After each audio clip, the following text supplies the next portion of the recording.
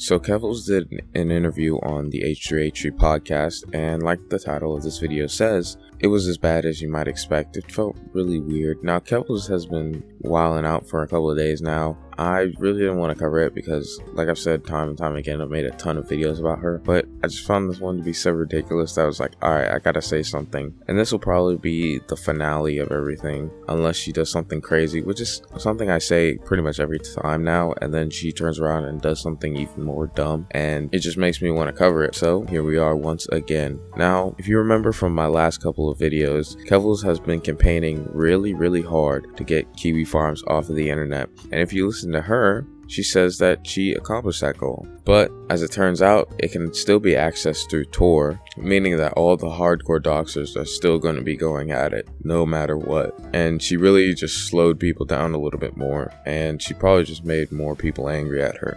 Before this podcast even started, when it got announced, I saw people talking about, well, now Keffals can be the next Frenemies host. And if this was her audition, she failed tremendously. Her energy was just off the entire interview. It felt almost as bad as the Bill Burr interview, and maybe they just weren't on the same wavelength. Sometimes it takes time for Ethan to establish chemistry with the people he talks to, and that's okay in certain aspects. Hey, what can you really do? But he's really got to work on that and improve his skills as an interviewer, especially given how it's been like 3 or 4 years since he started this, and it feels like he's pretty much at square one. It's almost like he's just asking questions and just to ask the questions. Like, he's not trying to gain information, which in my view is what an interview is for. You don't have an interview just to hear somebody talk or to have a name that you can put in the title. You have it so that you can get a perspective and an insight on a situation.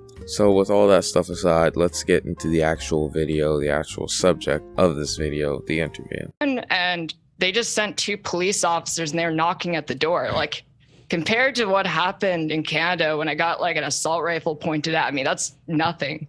Cops are playing with a cat here. That's interesting that the Canadians are also so militarized. So quick background, she's in Northern Ireland now to pretty much get away from all the swatters. She still had stuff sent to her. She's still been swatted a bunch of times, but at this point the police don't take it serious anymore. I do find it interesting that he's saying, oh, well, I'm surprised how militarized the Canadian police are, when this was the threat they received. I was told later that at 6 a.m. that morning, an email impersonating me was sent to every city councillor in the city of London, Ontario, stating that I have an illegal firearm, that I killed my mother, and that I plan to go to City Hall and shoot every cisgender person I see. So pretty serious. Do you want them to just be like, just another threat, let's go knock on the door and risk the lives of our government officials? Or the assault rifle is a little much, pointing it in her face. Some people have said that's not even true and that she's over exaggerating. Don't have any proof of that, but wouldn't be surprised if it was true. But the point is, I don't understand why you're going after them. But let's continue with the interview, because that's not really a main point. That's just a quick little aside that I wanted to get out of the way. I want to take it kind of from the top. How did you initially get into this, I don't want to call it a beef, because it's that kind of downplays what it is, but into the spat with Kiwi farms? So they started a thread on me on March 25th, and you know how that goes. They started off, they doxed my mother, they doxed me, they started doxing other members of my family. They doxed 8 of my Twitch mods. Wow. But after that, it was just harassment for months up until August 5th, when someone impersonated me in an email and sent it to every local politician saying, I have an illegal firearm and I'm going to go kill every cisgender person I see at City Hall. It's weird how you would say, hey, I don't want to call this thing a beef, because that's downplaying the severity of it. So I'm going to call it a spat. What I see as a spat is 2 cats pawing at each other over the last piece of kibble or whatever they eat. A spat is even more downplaying than any of that stuff could even be. That's just so ridiculous. It's just a little spat, She got doxxed a couple times. It's just a small little spat, She's in fear of her life. It's a small little spat.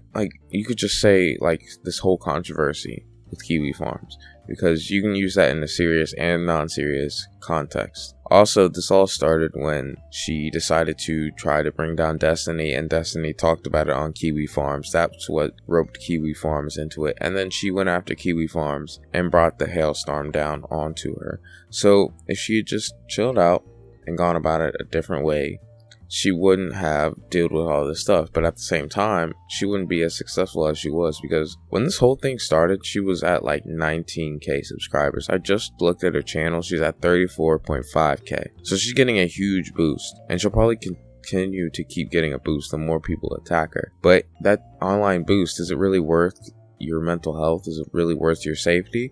In my opinion, no, not at all. But different people have different opinions. So vaguely, because it's all American law, and I'm unfortunately Canadian. Unfortunately, as far as I understand, it's Section 230. So the owner of the website isn't responsible for the actions of the users. Yeah, even if they're doing illegal stuff.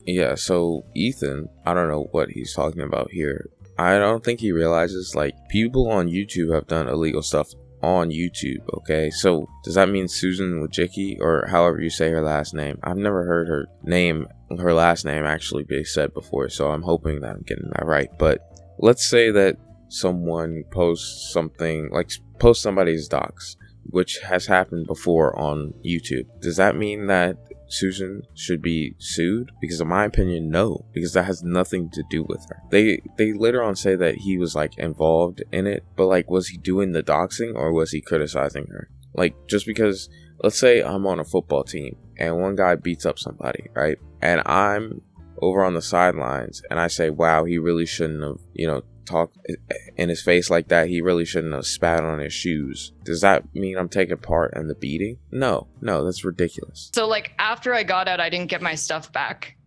Like, I spent the next several days thinking, all right, like, how do I tell the story in order to get people to listen? Mm-hmm. So this is very important. This is something that I've brought up pretty often when I talk about things, is like how people tell something and how people frame something. Like the imagery of saying, oh, I had an assault rifle to my face, like pointed at me with a police officer yelling at me. Like when you say it like that, it's very visceral and very like, oh my goodness, like what if this person had died because they got doxxed? Compared to like, oh, they knocked on the door and said, Ontario police, we have a report that you're threatening to assault, blah, blah, blah, right? I'm not saying that that is what she did, but what I am saying is that it'd be a lot more noticeable and a lot more talked about and a lot more just thought of if people said, okay, so I was about to get shot. It's just the way things are. Wanted to humiliate me. Yeah. Why do they hate? So just to go do an aside a little bit. So why is it that they targeted you and hated you so much? It didn't really start until I started covering politics on Twitch. Like, I got really involved around the time that Governor Abbott in Texas decided to have the parents of transgender youth investigated by Child Protective Services. And then I just started covering all the other anti-trans bills, and I was getting into fights with like conservative pundits, and it really pissed them off. They really didn't like that. So obviously people are going to be angry at you if you cover politics, no matter what side you're on. If you're a left-leaning commentator, then people on the right are going to be mad at you. If you're a right-leaning commentator, then people on the left are going to be mad at you. I really think what made Keffals so controversial was the fact that she went after somebody to get deplatformed, and their fans were like already on like a somewhat edgy site. I don't really know like the ins and outs of Kiwi Farm, so this is just an outsider looking in. And then those edgy fans were talking about it, and then more people who just didn't like Keffals or didn't like trans people were like, okay, this is my shot. I'm only gonna get one. Let me go after this girl. And then it just spiraled completely out of control with tons of media coverage and all this insane stuff going on. And now we're here. I have a similar story. I know all about that. The minute I started talking about politics, we started getting like insane amounts of hate and scrutiny from the righties. So at face value, when you say something like this, like, oh, as soon as I talked about my politics, the right started getting mad at me. But yeah, exactly like I just said, the opposite side is always going to get mad at you no matter what you say.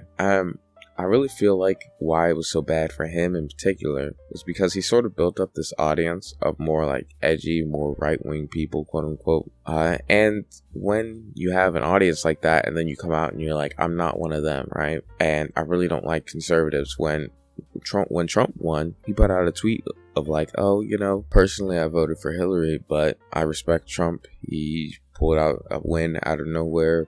It is what it is, and then moved on with his life. And to go from that to being like, all conservatives are idiots, you're gonna get backlash. It's so ridiculous. That's why online politics are so dumb to begin with. Of this, and there's a lot of people right now convinced that if you support trans youth, you're a pedophile. So here we are back at the DIY hormone stuff, which has been talked to death by me and pretty much everybody else. Augie RFC, Nick Diorio. There's not much more you can say about it. Personally, I don't think she's a pedo or a groomer for doing DIY hormones. I do think it's very dangerous. It's something that I don't support, something that I don't like, and I really don't agree with, but can't say she's a pedo because of it. All I can really say is, me personally, I wouldn't be comfortable with that. Not sure I'm even comfortable with her saying that these are good options. I wouldn't have, anybody I know do it. Of course, I get a notification while I'm recording, but I wouldn't have anybody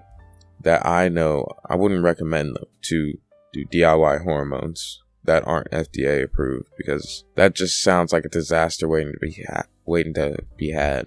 What's kind of crazy is we've seen people echoing that a lot. Even when we said we'd have you on, some of our own fans were saying, don't have her on, she's a groomer. So what would you say to them, kind of, now that you have the opportunity to explain that accusation that they level against you? I think the problem with it is people are using that word in two different ways. Like, people have taken the word groomer, which means someone who is manipulating children into doing sex acts. Mm-hmm. And then they've made that word mean someone who supports trans people. But if you don't know the difference, it means the same thing, right? No, they've been calling you a groomer because you constantly say, hey, I'm going to give your minors hormones. I'm going to give your minors hormones. I'm going to give your minors hormones. And while do I agree that you're a groomer? No. Like I've said before, I think calling you a groomer is stupid, Keffals. But still, like, what do you expect? You're stirring the pot against people who love to call people groomers regularly. That's something that they do, okay? It's just their bread and butter, honestly. And then you talk about, hey, I'm going to change your minors. These are people that don't like people saying things like that. And so they're going to respond in kind and be like, oh, you must be a groomer. You must be a groomer. You have to be a groomer. Like, so I don't like you, A. And B, I'm going to try to get you off the internet. And I'm not going to be mad if people dox you. I think this sort of encapsulates the Keffals drama as a whole. Is Keffals just sort of stirring the pot? And then people completely overreacting, and so she turns around and overreacts, and then it turns into a dumb cat fight when it never had to even come close to anything like this in the first place. That pretty much ends off the interview. There was this little funny moment at the end. It is. Well, let's just hope this is the start. Mm-hmm. Yes, sir. Yes, ma'am. And this slip up has the same energy as the one funny Jimmy Fallon moment. This was gigantic. This is the first time a drag queen has ever been put on the cover of... drag queen? A drag queen? I am the queen of drag. You can kind of tell that both of them are like, oh, I gotta fix this. Let me not get canceled. Wasn't as bad for Ethan, but still, it gives off the same energy. At this point, I was just done with the interview. I saw that last little clip that ended off the interview on Twitter. This was really bad. Again, very little chemistry between the two of them, so I think that theory just isn't going to come to pass.